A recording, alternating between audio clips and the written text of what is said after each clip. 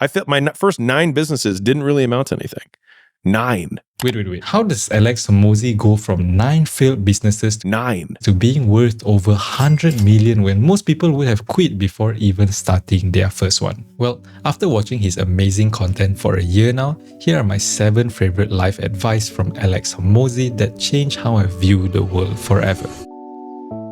Based on the YouTube meta, I'm supposed to place the advice that have the biggest impact in my life towards the end for viewer retention, but this advice is so good that it just have to be the first to set the tone of the video. Throughout my whole life, I was extremely arrogant and believed I was better than everyone else, which I think it isn't bad to have that level of confidence in yourself. However, because of that, I greatly reduced the amount of learning opportunity that I could otherwise have. Whenever I was sick, I refused to go to the doctor until it got extremely bad that I have no other choice at all. And when I finally meet the doctor, I would always have that arrogance to think that I can diagnose myself better than them who spend their whole life learning about this stuff. So subconsciously, I would try my best to prove them wrong by maybe not providing them enough information or ignoring their advice completely. Well, I was right. The doctor was terrible, I didn't get better, and I continued to get worse. Now that I managed to prove them wrong, I am now left with less money and worse health. So I basically traded my money and health for nothing.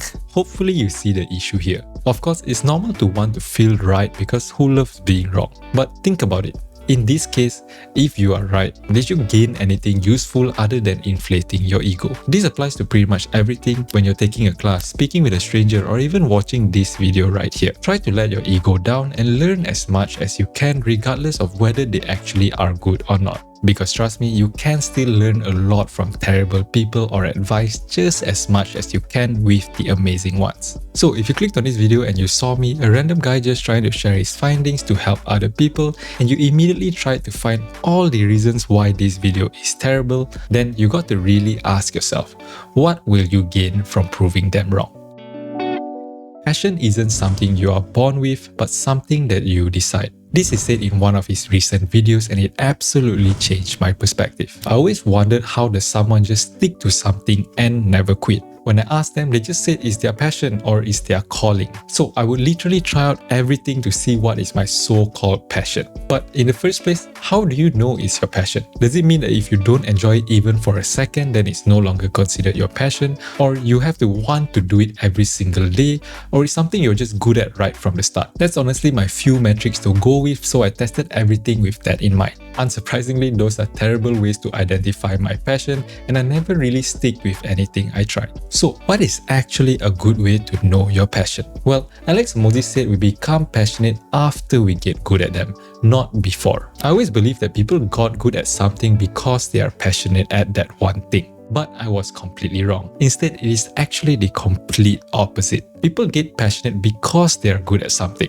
It's a very subtle wording differences, but it is two very different things. The moment I heard this, I felt so relieved. Something that I have been searching for years. I'm not joking on this, seriously. For years, I have been blaming myself because I couldn't find something I was passionate about. Everybody around me somehow just found their passion and I'm just stuck in the same place, constantly doubting myself. So I was extremely happy to know that passion is something that I decide, not something that is out of my control like it's up to fate. All that it requires is that I stick to something long enough until I get extremely good at it and the passion will develop eventually.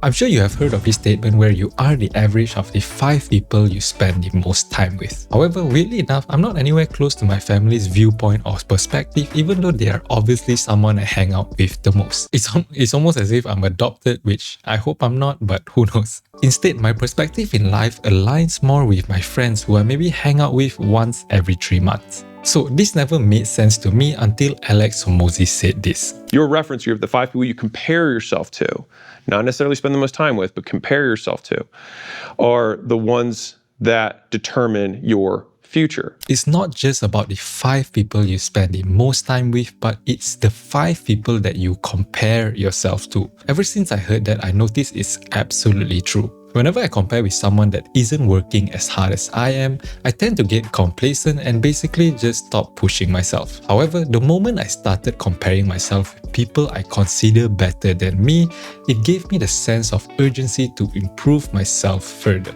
So I think that's why the statement of you are the average of the 5 people you spend the most time with is somewhat accurate, because we do tend to compare ourselves with those people. It's amazing to finally understand this, because it just means that you don't have to cut off all your friends that aren't grinding as hard as you. It's still okay to hang out with them occasionally, but of course too much and it's a waste of time. By definition, being exceptional means you are the exception. You might hear this and say, yeah, no shit, Sherlock.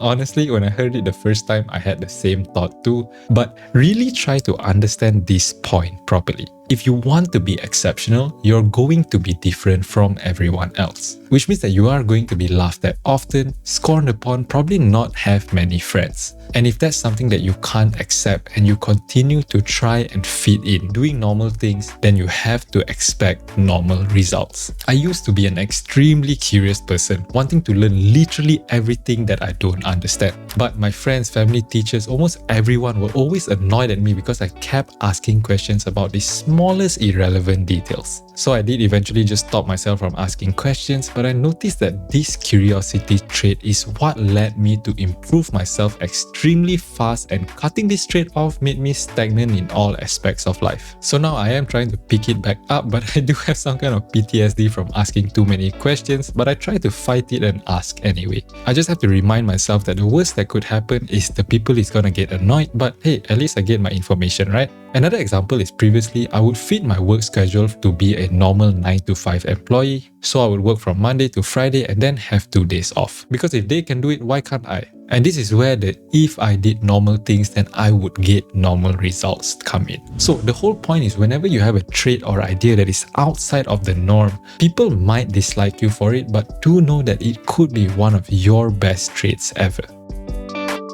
At some point, every person who wants to achieve great things realizes that balance is a myth. I was always taught by people older than me that I should have a balance in life. I'm supposed to balance every aspect of my life, such as career, health, relationship, and many more, all at once. First of all, it's incredibly hard to balance everything in the first place. Secondly, there are times where you have to do a certain task which might require some sacrifice in other aspects of life. Maybe you had to complete a project before a deadline and you don't have time to exercise for a week. Doesn't that now mean that you are no longer balancing your life because you neglected your health? Well, I'm sure you and I have that exact period of time where some things are just more important than others. And I used to feel bad when everything isn't balanced, but Alex Hormozi made it a lot better when he explained what does balance actually mean. The main issue is that I'm thinking too short term. Instead of balancing everything at once every day, balance everything in a longer time frame. For example, you might be focusing on your fitness for a few months and reaching to where you are satisfied, then you switch to focusing on your career, then to your relationship, and the cycle keeps repeating. And when you look at it across your whole entire lifetime, then it will actually be all balance. So it's about balance over a lifetime, not a period of time. The reason why something is valuable is because it's hard. If it isn't hard, then it wouldn't be valuable. This is the clip where he said it. If you can shift from this is hard to no one else will be able to do this, then it flips from being this thing that you're like, oh, poor me, to oh, poor everyone else who's going to have to fucking try. Wouldn't it be great if we can adopt that mindset too? Instead of feeling bad or even avoiding the hard tasks, now you would feel happier because you know that people won't do the same thing as you, which means that you get the reward all for yourself. He also said this line before: the bigger the monster, the greater the hero. Try to remember all the movies that you have watched. There is always the main character that goes through the hero's journey. So he would start off really weak, met some setbacks, goes through some kind of training arc, and then finally winning against the villain. Now imagine if the hero didn't go through any hardships at all. He immediately started off really strong or successful, and it was like that throughout the whole entire movie. You probably wouldn't get attached to that character as much, right? Similarly, to become successful and respected, there must be some tough times. It's part of the journey to reach your desired destination. So be happy when times are tough, because those are the times where you collect amazing stories to tell, reduce your competitors, and become the better version of yourself. Alright, let me end on something that you can literally apply right now to make decisions faster. Alex Hormozi has a very simple filter system on the actions that he is about to do. Every time that he is going to do a certain actions, he would ask himself this question: is this action or someone make it more or less likely to hit my goal? Previously, the question I always used was, what would your best version do now? It was actually a great mental framework, but I did find it a little vague and I prefer using Alex Hormozi's question instead. I basically just made a wallpaper that uses that question and put it on my phone. I just modified Ali Abdaal's mobile wallpaper question on that sticky note. Maybe you can do that too. I wanted to share it, but I think I'm not allowed because I think that's considered stealing. I'm not sure, but if you know anything about the law, then let me know if I can share it or not. Anyways, now every time when I turn on my phone thinking to get into some doom scrolling action, the question would be right up in my face. And it will stop me from scrolling. Not every time though, if I'm being honest. I'll try to link all the videos that I watched to get this advice in the description so you can watch it too, but no promises that I'll link all of it though. 3 more actions that I realized I was doing every single day that was making my mood worse is shown in this video right here. Click on it because I'm pretty sure you are doing the same thing too. Thank you for watching and see you in the next video.